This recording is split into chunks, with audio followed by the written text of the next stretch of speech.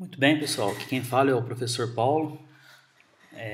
O objetivo aqui é apresentar para vocês como que nós podemos alterar o algoritmo de ordenação Merge Sort para que ele seja capaz de ordenar estruturas. Então, a implementação padrão que nós temos aí disponível na disciplina, o Merge Sort está ordenando um vetor de inteiros. Aqui eu já fiz algumas alterações para que a gente possa ordenar um vetor de structs.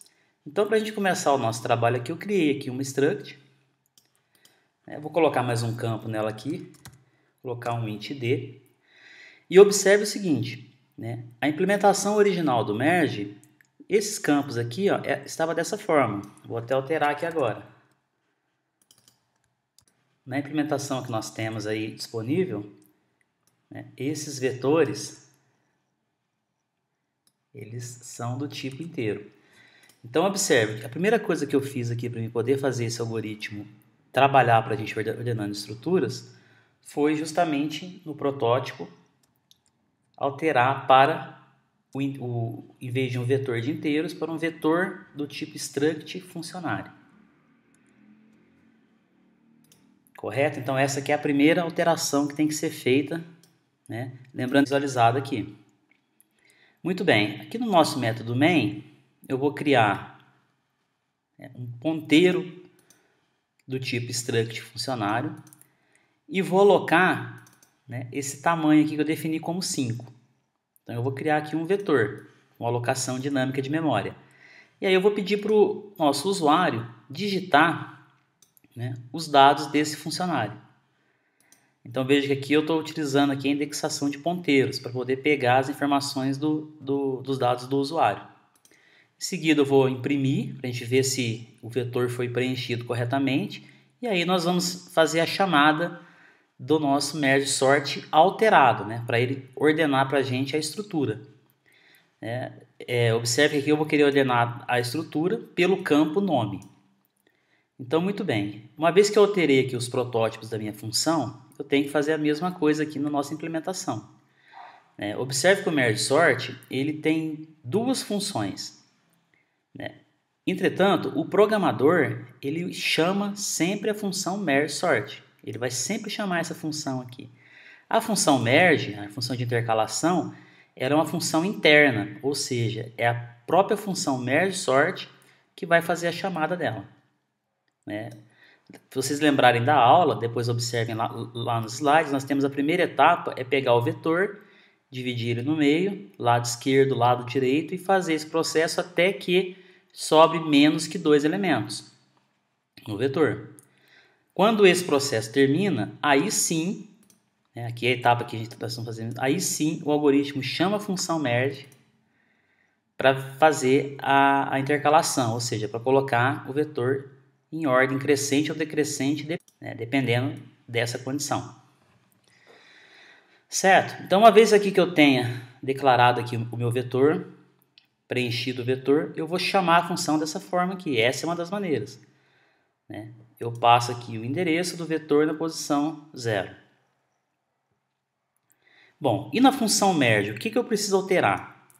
Se vocês olharem a versão de inteiros, aqui nós temos o inteiro, e o L e o R, que são os nossos vetores esquerdo e direito, eles também são vetores de inteiro. Então eu fiz alteração aqui também. Lá no nosso código original, estava dessa forma. Então, alterei para struct. E não posso esquecer também de alterar a alocação de memória. Então, se vocês olharem lá no código dos slides, como nós estávamos ordenando um vetor de inteiros, o size off aqui era de int. Tanto no lado esquerdo quanto no lado direito. Bem, e esse for aqui? O que esse for faz? A função desse for, uma vez que você alocou espaço do lado direito e do lado esquerdo, baseado na divisão do vetor ao meio, nós precisamos colocar informações no vetor esquerdo e no vetor direito para que seja feita novamente a chamada recursiva, com a metade do vetor.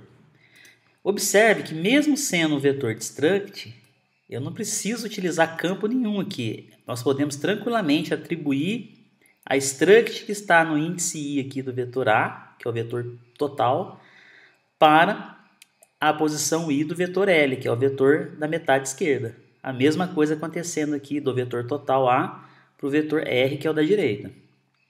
Correto? Aqui ocorre a chamada recursiva, que já está tudo certo aqui.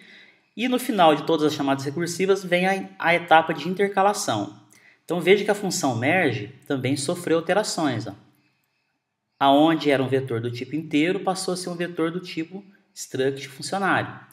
A mesma coisa para o vetor L e a mesma coisa para o vetor R. E aí, aonde que nós temos que alterar o nosso código? Né? Observe aqui dentro desse laço while, esse if else. Né? Ele que é responsável por determinar qual elemento que é menor e aí fazer alteração ou não desse elemento, dependendo do resultado da comparação. Né? Antes dessa etapa aqui, nós tínhamos dessa forma a construção. Ó. Int L na posição I for menor que R na posição J, faça esse código. Veja que nós precisamos agora adaptar esse código para que ele possa processar strings. Não é? Para a gente fazer o processamento de strings, eu não consigo, dessa forma aqui, comparar uma struct inteira com a outra struct. A comparação de structs ela tem que ser feita a nível de campo, que é o que eu estou fazendo justamente nessa parte do código.